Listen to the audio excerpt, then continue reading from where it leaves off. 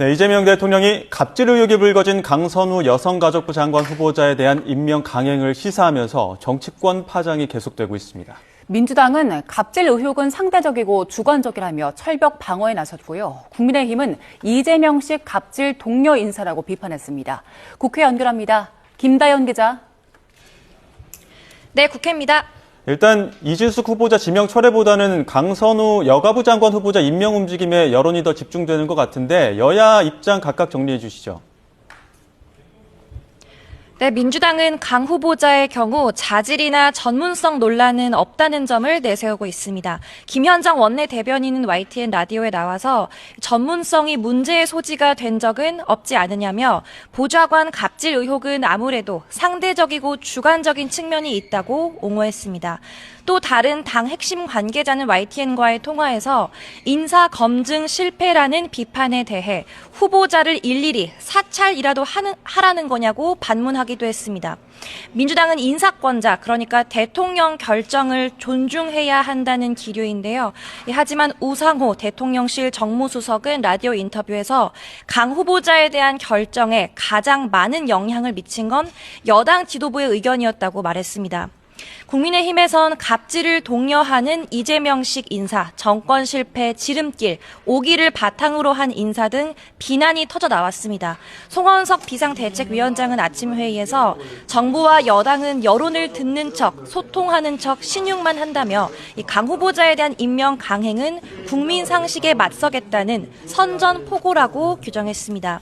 이어 충성심과 보은을 기준으로 장관을 지명하는 게 1차 인사 참사였다면 갑질과 거짓 해명으로 국민 공분을 산 후보자를 아무런 해명도 없이 임명하는 건 불통 정권임을 자인하는 2차 참사라고도 지적했습니다. 김정재 정책위 의장도 대통령의 결정을 노골적이고 엽기적인 인사로 정의하며 지금이라도 국민 눈높이와 상식선 안으로 들어오라며 지명 철회를 요구했습니다.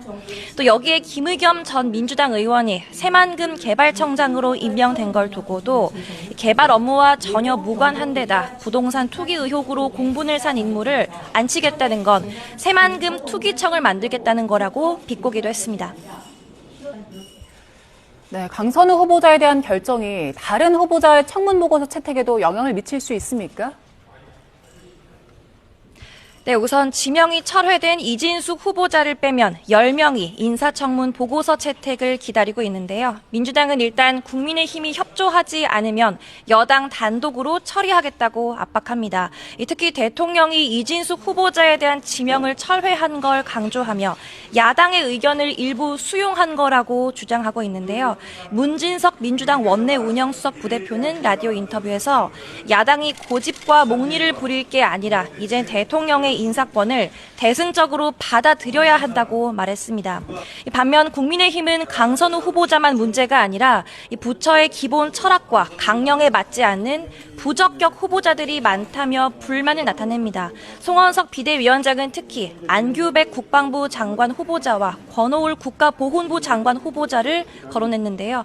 이 안 후보자를 향해서는 국방부 장관이 되겠다는 사람이 병적 증명서 하나 떳떳하게 내지 못하고 있고 또 권 후보자 역시 보훈 전문성이 없다고 지적했습니다.